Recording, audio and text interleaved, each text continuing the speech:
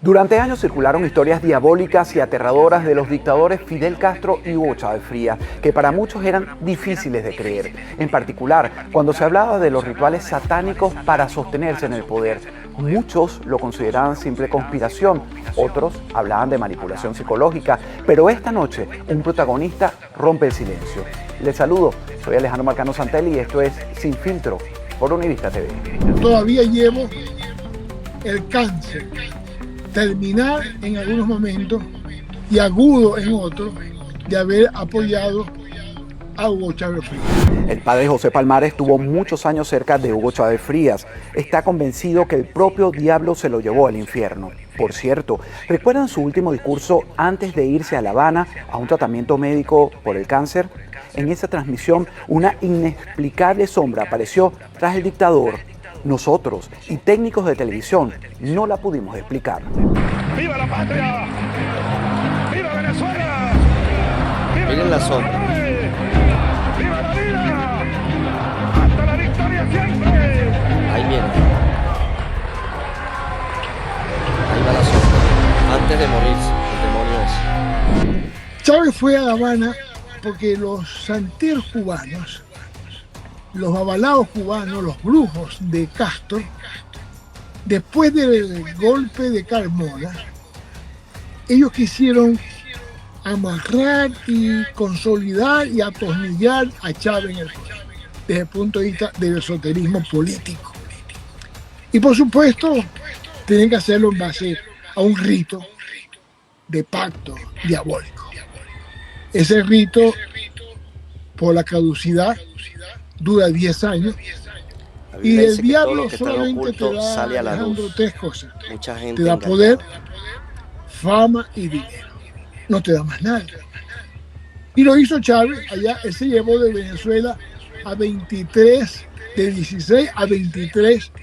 A veces sumo 23, a veces solamente contabilizo 16, pero tengo en cuenta en los últimos momentos que fueron 23 líderes religiosos, entre católicos, protestantes, brujos, de cualquier presidente de la religión. Asamblea Entre esos fueron 3 de sacerdotes. las iglesias pentecostales en Católicos. Venezuela, el papá Hoy de por Naúl hoy, Fernández, Dios le la dio una palabra mayoría, para yo que diría se la diera a casi Chávez todos, y no se tengo torció y conocimiento, se es que murió. me vine El pastor es. al exilio hace 8 años, perdí el contacto con mucha gente, pero de esos 23, casi todos han muerto, y han muerto de manera violenta, de manera inesperada, de manera súbita y sorpresiva. 3 sacerdotes católicos murieron, los 3 que fueron. No doy los nombres por respeto a su familia, porque una vez di los nombres y uno de los familiares de uno de ellos me reclamó que no puedo nombrarlo porque estoy en contra de su alma, etc. Esto yo respeto. Y de esos 3 sacerdotes, todos los 3 murieron. Yo estoy consciente que uno murió de manera natural, otro lo asesinaron en un hospital de Maracaibo y otro fue asesinado en su despacho de un balazo que le dio un militar. Fue asesinado. Es decir, mataron a todos los que fueron testigos de ese pacto fáustico. El padre Palmar confirmó un hecho muy oscuro. Asegura que Fidel y Chávez hacían rituales sacrificando la vida de menores de edad. En ese pacto, Niños. Chávez utilizó vidas humanas, niños que traían de Bolivia. Esto me lo confesó un mismo piloto de la Fuerza Aérea Venezolana que de manera inocente llevó niños para La Habana y después cuando regresó preguntó por los niños y por eso se dio cuenta que había llevado niños para el sacrificio. El caso de niños que yo sepa era para, él era palero, él hizo, o sea, él cuando fue, cuando Caldera lo libera, y él fue a ese año en 1994, va en diciembre a Cuba, él se hace santero, después va balao, palero, y entonces usaba sacrificios de niños y de los lateros también en Caracas, 19 lateros para bañarse con sangre. Eso, bueno, los animales del zoológico del Pinar, el famoso tigre del Pinar, hizo una ceremonia también allá en los valles del Tuy, una de esas ciudades donde hizo, no me acuerdo el nombre, fue Santa Teresa, una de ellas, donde hay un cuartel militar, y esa noche también con el Tigre del Pinar también hizo ceremonias. Pero es que ya con el chavismo yo creo de todo, donde hasta iban personas y hasta niños o personas muy jóvenes a estos rituales de sacrificio, porque Chávez era fanático del tema de la santería. Y eso vaya que es una realidad, de hecho se convirtió en una moda en la Fuerza Armada, y bueno, había personas que no se devolvían de esos sacrificios. Eso es lo que se rumoraba dentro de la Carlota. A mí no me consta, no llegué a verlo. El padre José Palmar pertenece a la Iglesia Católica. Su especialidad es el exorcismo y entiende perfectamente lo que son los pactos oscuros y sobre todo la obsesión de Hugo Chávez, que por poder fue capaz de negociar con el diablo su propia vida. Cuando Chávez me invita a La Habana hace 24 años para que lo acompañe a hacer el pacto fáustico, cosa que yo totalmente me negué, y ahí comencé yo a ver de que no era un mundo político sano, de que no era un mundo político honesto, de que él era el padre de la criatura de la corrupción galopante. Yo ahí empecé ya a tener conciencia de que estábamos frente a un error. Y recuerdo perfectamente que después que Chávez vino de La Habana, después del 17 de mayo, él me vino a reclamar por qué yo no fui a La Habana. Y yo le dije, no, yo no voy a hacer pactos diabólicos. Y él vio que ya desde ese momento yo estaba en la otra orilla. Pero sin embargo yo estaba almacenando pruebas, Alejandro, porque yo sabía que la oposición en ese momento estaba haciéndole una especie de beneplácito a Hugo Chávez Frías. Tuve 4 años con la nariz tapada, aguantando vejámenes, aguantando humillaciones. Ellos perfectamente sabían, y muchos de ellos me decían, esta es una quinta columna, me decían. Cuidado con el cura Palmar, que es peligroso. Ve que se va a hacer escuálido, me gritaban otros militares. Hasta que en el 2006, el 12 de octubre del 2006, y esto yo lo he dicho al cansancio, en un juego de béisbol en Maracaibo, en el Fuerte Mara, yo allí pude comprobar de manera fehaciente de que Hugo Chávez Frías era el gran comandante de la corrupción, del narcotráfico y del terrorismo en Venezuela. Y ya yo vi que ya ese segundo Chávez no olía a demócrata, olía a comunista. Y luego el Chávez después del 2002, después del Carbonazo, ese fue el Chávez satánico, el Chávez despiadado, el Chávez que ya utilizaba la brujería y utilizaba todo ese esoterismo político para dominar, para coaccionar.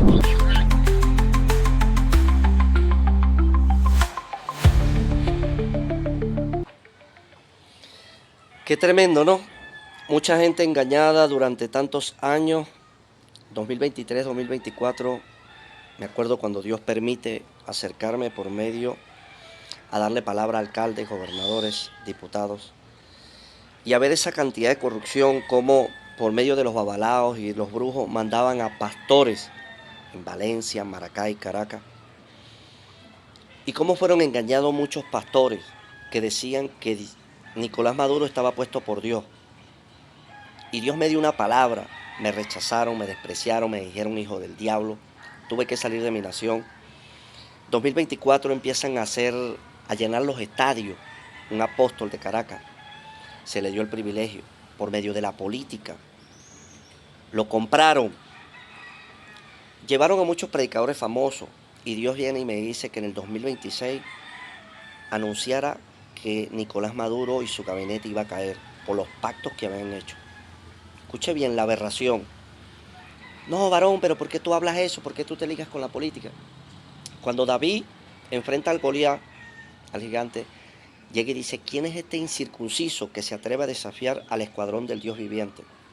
Los filisteos querían amedrentar al pueblo de Dios.